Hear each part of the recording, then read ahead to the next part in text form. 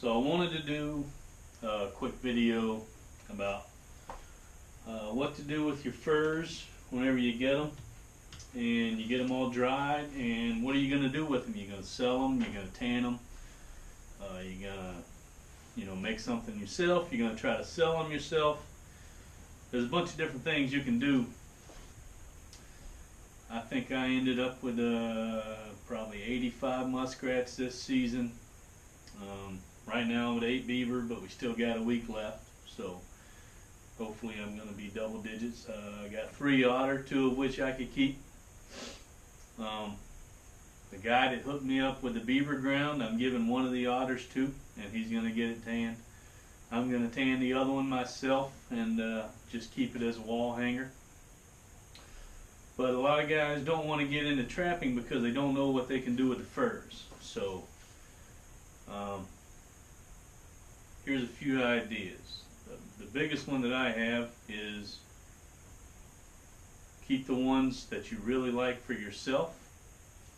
If you're not going to be a professional trapper, and if you don't want to make a lot of money at it and you just want to do it as a hobby like I do,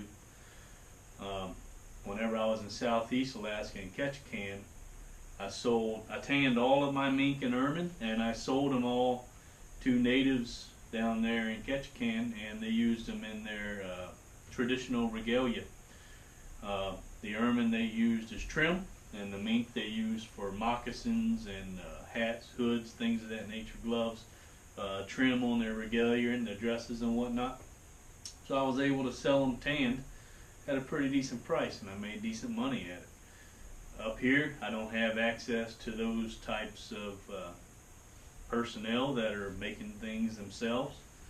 I'm sure if I looked hard enough I could find them, but it's just not, it's really not something that I'm interested in doing, and I'm not looking to put that much energy into it. So I was able to get an interview with a gentleman by the name of Jim Porch, and he is a Nafa, a North American fur auction fur shipper. He was graceful enough to be able to do an interview with me, go through the process of whenever you take your furs to them or whenever you ship them to them, exactly what they do beyond that point. So the name of the store is Alaska Range Trapping Supply, and let me make sure I got that right. Alaska Range Trapping Supply.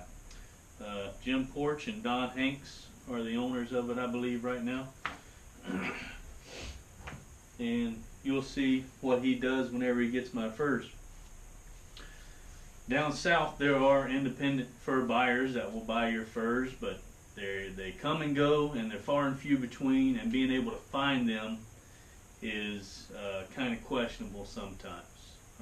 Some have been in business for many decades, some just come and go. Regardless, you're not going to get as good a money selling to those fur buyers simply because they have to turn around and sell that fur. So if that's their business, they have to take your fur that they got at a reasonable price. They have to turn around and try to sell it whenever the market's high. So they may sit on that fur for 3 or 4 years. You're not going to get as high a price, but you will get immediate money. So there is good and there is bad. I've never sold to an independent fur buyer. Whenever I came up to Anchorage area, I went through the Alaska Trappers Association course because I had to in order to be able to trap where I'm trapping beaver. They wanted me to go through that course, and at that course there was a North America Fur Auction buyer. One of the main guys for the company was there, and he gave us a rundown on exactly what they do and how they do it. So one thing I learned was I believe they keep 10% of the money that I get from furs. Whenever they sell mine, they keep 10%. And some people may say that's high.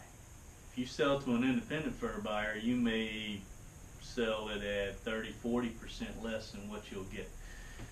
The thing about going to Nafa, or any other fur auction for that, is whenever they're selling your furs, the more money they make the more money they keep. So the higher they sell my fur, the more money they get to keep for themselves. It is their number one goal to sell that fur as high as possible. And they're selling to the biggest names in the business. They're selling to China, Russia, Korea, Japan, Canada. Some of the U.S. buyers will be there. They're selling to the biggest names in the fur industry today. You can listen to Trapping Radio, and there was one episode, I think in the 40s,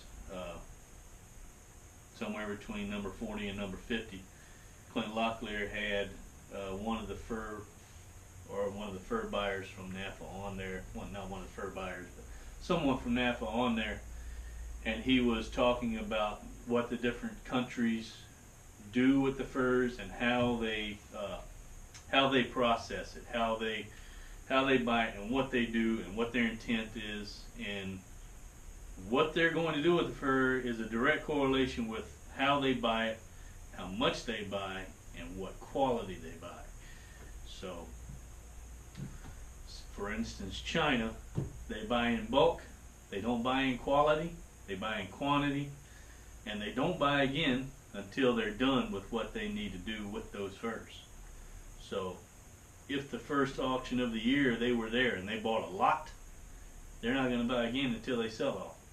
So NAFA knows that, and they kind of put a reserve on their auctions, as I understand it. It's not really a reserve, but if they're not selling what they want to sell it for, they will pull it. They won't sell it. They will not sell it. They want to sell high so they can get me the most money possible, and they can keep the most money possible. The thing about being a fur shipper is, as I understand it from talking to them, the shippers get a break on their furs, their independent furs. If they trap, if they're a fur buyer, and someone's selling to them as opposed to selling to NAFA, they can turn around and send their furs to NAFA, and they get a break, as I understand. I think they only get 4 or 5% charged to them, something like that. So, but that's regardless of the whole thing. I don't know enough about that to be able to talk about it. Here's what I do know. Anyone can ship to North America Fur Auction. Anyone in North America can ship to them. I don't know about other countries. I don't care about other countries. Any state can ship to them, okay? Get on their website. There's 2 important things they have here. Number 1, this is from this year, Wild Fur Marketing and Shipping Information. And I got this straight from the NAFA guy. So I don't know where you can get another one of these. I'm sure you can get on their website and you can order the information. But it tells you the receiving dates on page number 1, the latest that they need to get it to be able to get it into an auction. Page 2, standard sizes of wild fur. So whenever you send furs to your shipper or to North America Fur Auction, and I believe you can send straight to these guys. I don't think you have to go through a shipper if you don't have one in your area. I think you can send straight to North America Fur Auction, and they will send you back a receipt. But it's got all your sizes, and it tells you what the all the symbols and all mean, because whenever you send to them, you'll be able to get your account, log on to your account, you'll be able to track your receipt number, and it'll have all your furs graded. It'll tell you if you sold any, it'll tell you if they pulled them. I sold 2 muskrats out of the 44 that they have right now, and they pulled the rest. They didn't let any of the other ones sell because they only sold for $2.80 a piece. Got conditions of sale. It's got June, July wild fur sale. It's just some information on it. American shipping information, right there. Get on their website and pull this up, and you'll be able to read all of that, or you can just pause this if you can see it, and there you go, you can read it. Let's see, never roll or fold beaver pelts. That's a big one. Pack them flat, fur to fur, leather to leather. So whenever you're shipping them to them, you got to remember that. That just automatically doubled your shipping. Tells you about the American shipping information. All of this, how to ship it. Let's see. 2015 fur auctions. So here's all the fur. There's where they're from or how they were graded. Here's how much was sold. Here's the average it was sold, the top dollar it was sold for. So let's just say a muskrat in 2015. They sold 100% in January. The average was $5.28.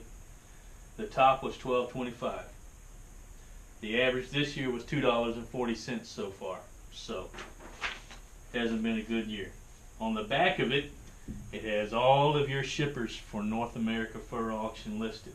Okay, Alaska Raised Trapping Supply, and Arctic Raw Fur up in Fairbanks. We have 2. Alabama, Mississippi has 1, and so forth. Not every state has 1. The other guide is your Nafa Wild Fur Pelt Handling Manual. This is a very good reference to keep around. It's got raccoon, beaver, castor, muskrat and marten, fox and coyote, lynx and lynx cat or bobcat, fisher, river otter, wild mink, wolves, bears, wolverines, skunk, possum, badger, squirrel, and weasel. And it goes through each one of those. It's also got good information on transporting, sewing, washing, boarding, drying, turning, storing, transportation. So let's just say raccoons. It tells you right here how to make your cuts. Tells you over here about fleshing and pelt prep. Tells you your sizes, so you know what sizes you're sending before you ever send them. And then it'll tell you about boarding it. It'll tell you the industry standard of what their buyers want for boarding. Okay? So you may as well do it the way the buyer wants it, because if you do it the way you want it, you're not going to get what money you need for it. Tells you the size of your boards, your raccoon boards, if you want to make your own, because there's 3 different sizes here of board for different sizes of raccoons. Okay? Talks about wire stretchers over here, and then it moves on to beaver. So this right here, this guide, very important. Okay? So we're going to go into me talking to Mr. Porch. Now, I did do a walk around in the store. I want you to see what kind of supplies. If you're in Alaska, and they're in Eagle River near Anchorage. So if you get to this area, it's pretty awesome to be able to walk around in a real trapping store and see all the stuff that he has. He's got some old stuff, he's got all kinds of new stuff, he's got top of the line, and he's got affordable stuff. I mean, he's got everything you could possibly want. So I've never been to another trapping supply store before, but this is my first one of actually being able to go into a trapping supply place and just see everything that they have. It's pretty awesome.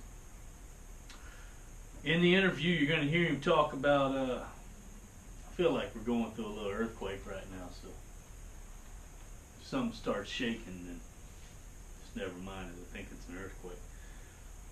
But in the video, you're going to hear him talking about he does sealing. He'll seal furs for people that come in there. That is Alaska only. Don't think you can come from another state and the Nafa shipper is going to be able to seal your bobcats or otters or bears or whatever. That's Alaska only. Okay? So that is that's something that he has with the Alaska Department of Fish and Game. That's an agreement with them. That has nothing to do with Nafa. So he is a Nafa shipper. He'll take your furs. He will give you a receipt for them. He will get them to Nafa, and by doing it that way, the shipping for me to ship, I want to say It was $2.40 my portion of the shipping for me to ship through him to Nafa. Now, if I would have tried to send 80-something muskrats, and you know, let's just say I had 4 or 5 fox and I had 3 beaver pelts that I wanted to send, I mean, I'm probably looking at $40 or $50 worth of shipping to get it out of here down there. So that's another good thing about going through a Nafa shipper. They can save you a lot of money on shipping your furs. Okay? Because they do, you'll see in the video, he's got big cardboard boxes. He's got 2. He's got one for leather out furs, and then he's got one on the other side for fur out furs. He doesn't mix the two. He won't put muskrats with fox. Okay? So, it's real interesting. Just take a look at it. I hope I asked enough questions for everybody out there, and I hope I'm leading into it with answering enough things. And don't think that this is a commercial for Alaska Range Trapping Supply or for Nafa. It's not. This is simply, if you don't know what to do with your furs, here's something that you can do with it so that you don't waste it. It's our job to make sure that whenever we harvest a fur, we utilize every part of that animal that we possibly can. And North America Fur Auction is a really good way of going about doing it. It's a small company. It's independently owned. In the wintertime, whenever they got a lot of furs coming in, that's when they have a lot of people working for them. In the summertime, whenever there's not, there's a handful of people to work for them. It's an independent company. So, really good people, really honest people. I like them. The guys that I've met, I really like them. So, I have full trust in them.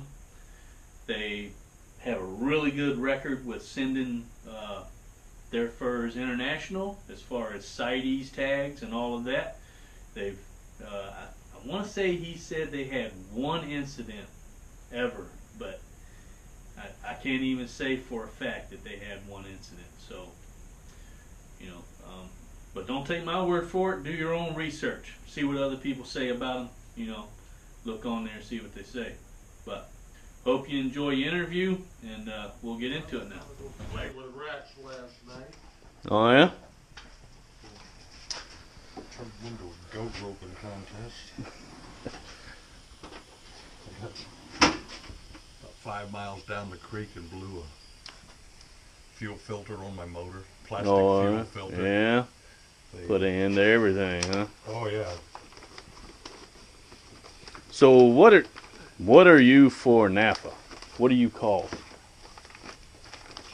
We are a receiving agent for Nafa, which is North American Fur Company, Fur Auction.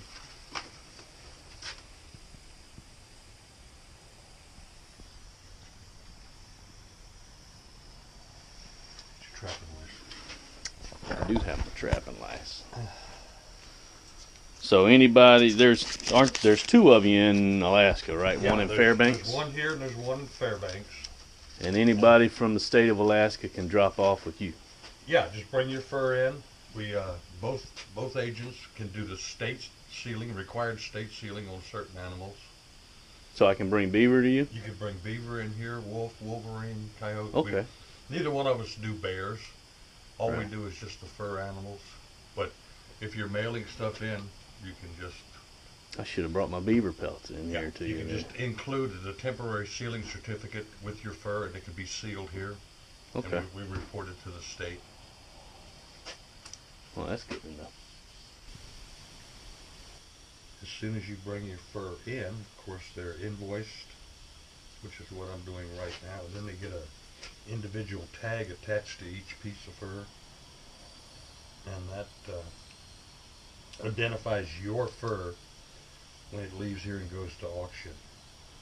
Yeah, I finally got on the website and started up my account, and my original first shipment that I brought to you was already in there.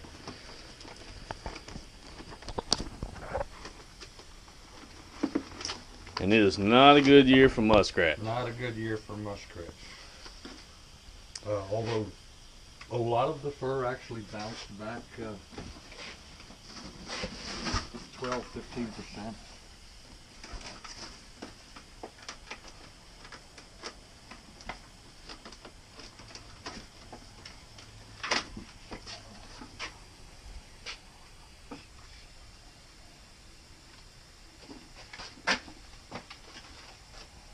And the tag numbers for your fur are actually put on your invoice so that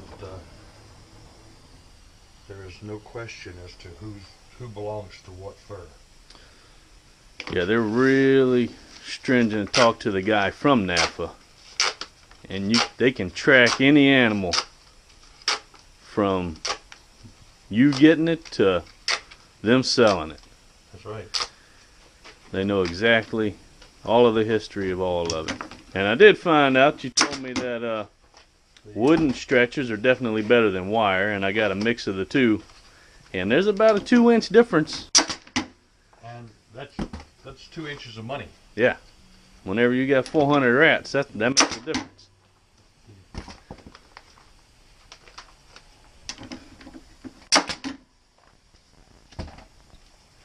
And as you can see, the fur is it's separated between leather and fur. The intent there is not to let the oils off of the leather side transfer to the finished fur.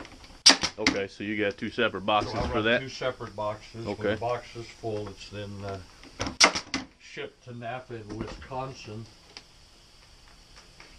There it's sorted, graded, cleaned, and prepared for auction. Once there, it's divided into lots and then trucked to Toronto for the sale. So how did you become a shipper? It actually came with the business when we bought it. Oh, okay, okay.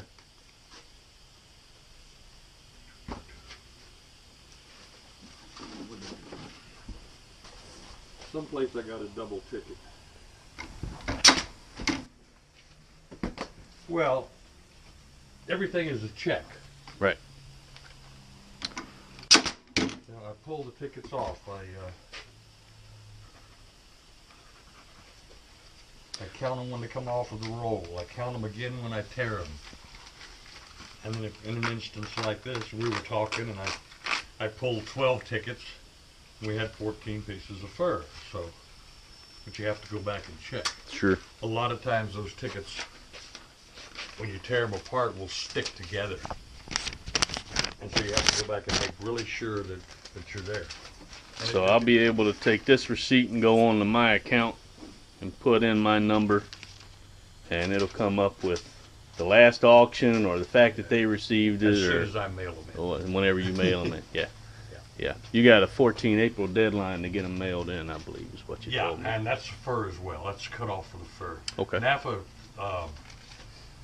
they always establish a cutoff date for receiving fur, and I always kind of beat them up a little bit and get a couple extra weeks. I just have to change the way that I ship it to them, and I do that to kind of more bring our trapping seasons in consistency with the auctions. That's the intent. Okay. So is all the fur in there that is for sale, is that from people bringing in, or is that stuff you've caught and stuff we've tanned? bought. Or? No, that's all stuff we've bought. Okay. We will buy exceptional pieces of fur from trappers. We'll make an offer on it. It's their decision. If they don't want to accept our offers, we send it on to auction for them. Okay. But my intent is just the best of Alaska fur. And Okay. That's what you see in there. So your shipper came with the company here? Yeah. So you're part of the gun store over there? Yes. Next We're owned by Okay. Boondock Sporting Goods. Okay. I just run the plant. So how long you been trapping? How long have you lived in Alaska? 72. Since 72? Since 72. I started trapping in 73. You come up in the military? Yeah. Like most people, and you get stuck here. And then I did my tour. I think I did 2 tours, and then they said I had to leave. I don't think so. But it was more than that. It was like, well, your next assignment is back to Vietnam, and I'd have to re-enlist to Right. go back to Vietnam. That doesn't sound like just much was fun not at in my all. Huh? plan. Yeah, I hear you. All right, so you've been trapping here since 73, 74, 75 time Yeah, frame? 73 up here. I started trapping 12, 13 years old. I used to get a quarter for a muskrat. And it better be done right if you're going to get a whole quarter. Is that right? Well, back then that was probably decent money for a kid. It huh? was. There was a couple of times there I made more money than my father in a week. So, you were trapping during the mid-'80s fur boom that I hear about. Did that affect you too much up here? You remember that? Or? Yeah, I remember, I remember $450 links. Links was guaranteed $400. What are they going for now? You have any idea? I haven't seen they haven't popped up at the last auction yet, but they're 150. Really? 180. Because Bobcats are still going really good. And the reason for the why. Bobcats is the fur industry wants the spotted bellies. I think a lynx is much, much prettier than a Bobcat. I do too. Because the fur is so much more luxurious, but they like the spotted bellies, and it's the trim market for ladies' coats and things like that. Yeah. That they want the spots.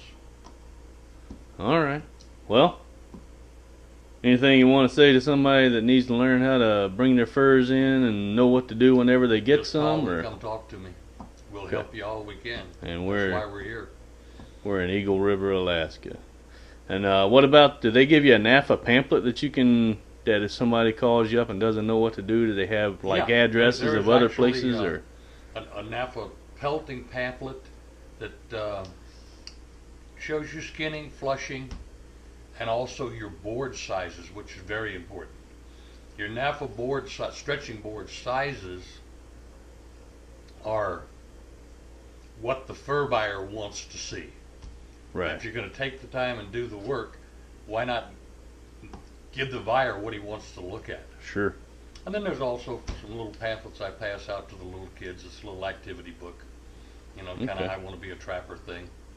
Do you know where somebody can get that Nafa pamphlet? Can they go online? Walk in the door and get it, or give me a call. From you, or give me a call and I'll mail it to them. What if somebody's like in Ketchikan? Is it easier to call Nafa or to call you? Call me and I'll mail it.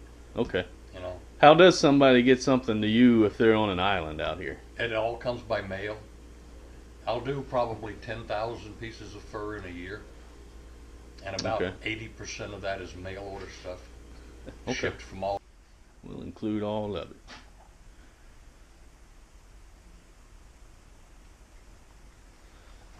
So you got just about anything and everything that a person could want, and if you actually get online and look at it, by the time you pay for shipping to get it to Alaska, you got the same price.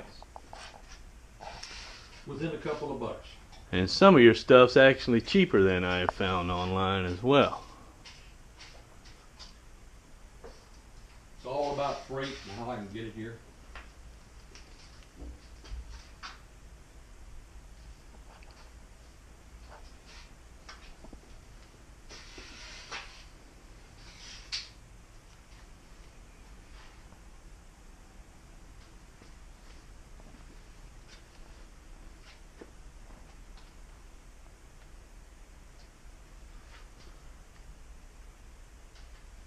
How do these mink tunnels do? People like them? They work well, or? You can't dig a hole in the ice in the wintertime. Oh, I know that. Stick it in against a stump or something. Right. You can drive a nail through the back end of it to hold it down, and then a little bit of camouflage, and you got a hole. And a mink is a sucker for a hole. They gotta check it out. Yes, they are.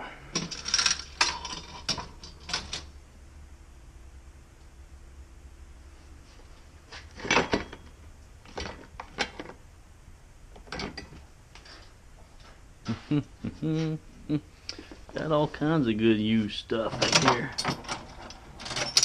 Again, some of that is pretty expensive. It's older. Well, you gotta pay for age. That's experience, what that is. Now that number 6 in the corner is kind of unique. We know who bought it. Yeah.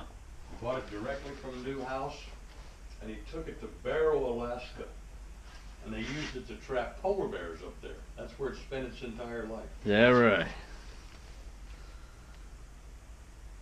You don't have any idea how many it caught, do you? I have no idea. He gave it to his daughter as a wedding present. How do you set it? A special tool. It's like a C-clamp. Yeah, it would have to narrow. Have to be like a C C-clamp. Press the springs, well, you know, one side at a time, and then put a little U-bolt on it to hold one side down and do the other.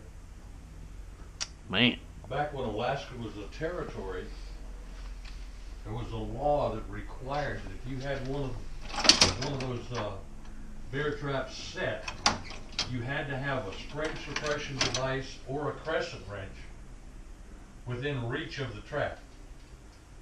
At all times. At all times. So if somebody got caught in it, they could take it apart and get themselves out of it because the jaws are bolted on. Oh, is that what it is? Mm-hmm.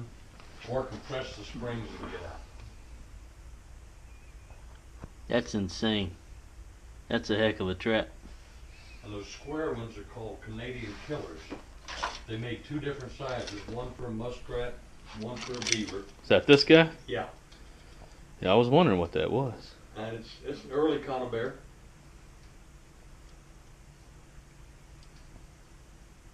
So it just sandwiches. A little stick that fits in the middle of it. Yeah, it just sandwiches clothes. And yeah. Huh.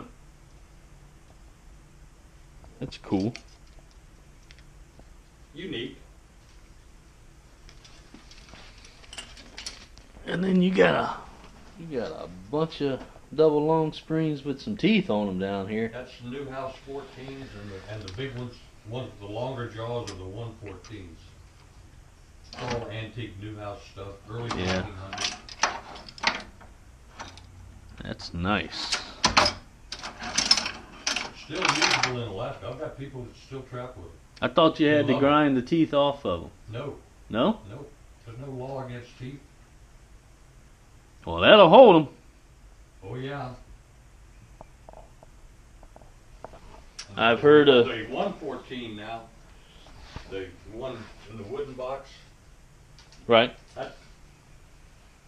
That's primarily wolf and beaver. It's got wider jaws, so a lot of people use them for beaver. A lot of people like these old retention ones like this. With the arm on it? Stop loss. Yeah.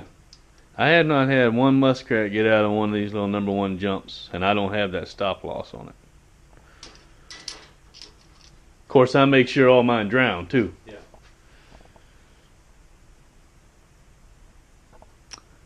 Just about anything and everything.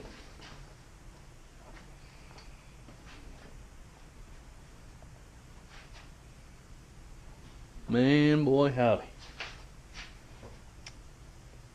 I have heard several people, well, I guess several different places have read that you can't keep a beaver on a front foot catch on a laminate or a offset trap. I don't have any problem. I haven't either. I use the Minnesota 550s, the MB 550. Right. It's got the wider jaws. Yep. Looking at it right here. Always on a drowning rod now, or drowning cable. And I make a standard 12-foot drowner. Loop on both ends, and a snap link on the slide. So you put your drowner in and then snap your trap to it, and you sit. Sure.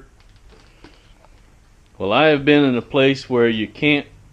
I tried to run a drowning rod, and the gravel in the bottom of the creek just wouldn't hold. It wouldn't allow me to do it. What I do is sandbags. Right. And carry them in empty, and then fill them on site, tie them, put the drowning end of your wire around it, make sure it's tight, and throw it in. I started using pillowcases so that I can pull rocks in there. And Yeah. same thing. Same idea. Yeah. Yeah. But on 2 beaver, I just ran a piece of rebar in the ground and I put it on a 6-foot wire cable, allow it to swim, and then just snare it whenever I get there. Yeah. But they're not real happy whenever you try to put a snare around their neck. Beaver in a trap is not a happy animal. He'll try to get you. No doubt. And an otter, 10 times as bad. Yeah, luckily I haven't had to deal with that. Power to get you. Have not had to deal with that thus far. I've caught 3 otter. I had to give one up because it was out of season. They let me keep the other 2. So I haven't had a bad season, no doubt. Now what are these guys right here? Squirrel traps? Squirrel trap. Which I've heard they also work good for mink traps as well. I would think mink and marten, if you look at it, it's kind of a, it's like a conibear. Right. See, that just pulled over and locks. Just pulled it over and locked it down.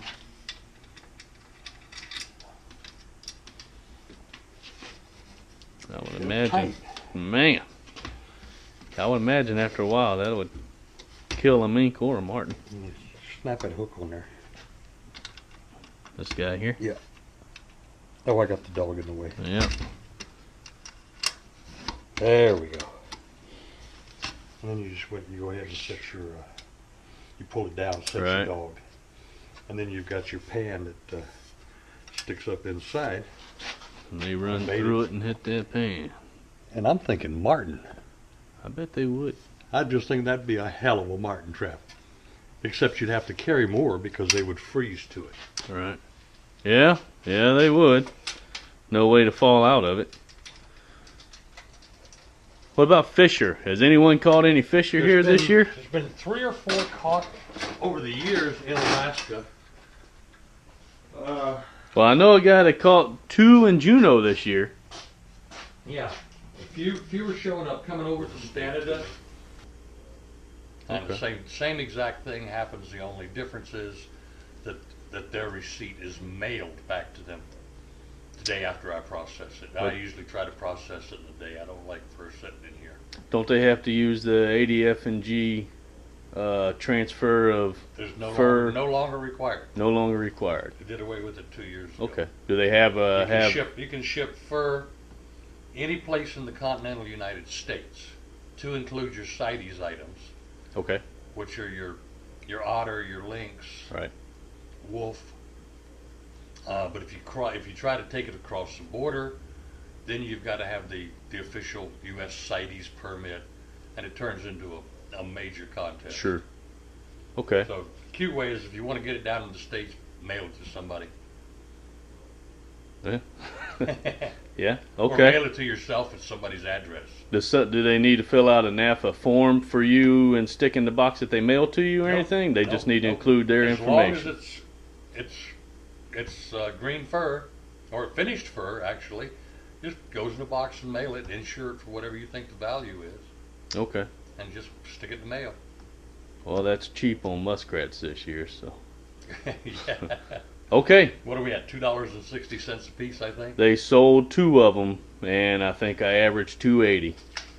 They pulled everything else that I had. You were 20 cents above the average. The average rat went for $2.60. Top rat was $5.75. And they didn't hardly sell anything, so I'm glad they pulled them. Says they sold 50% of 315,000. Well, that's not bad. Yeah, they pulled. I think in that first one I had like 46, and they pulled 44 of them. So I'd much rather them pull them than sell them at $2.80 a piece. Yeah. All right. Well, thank you for your time. Okay, buddy.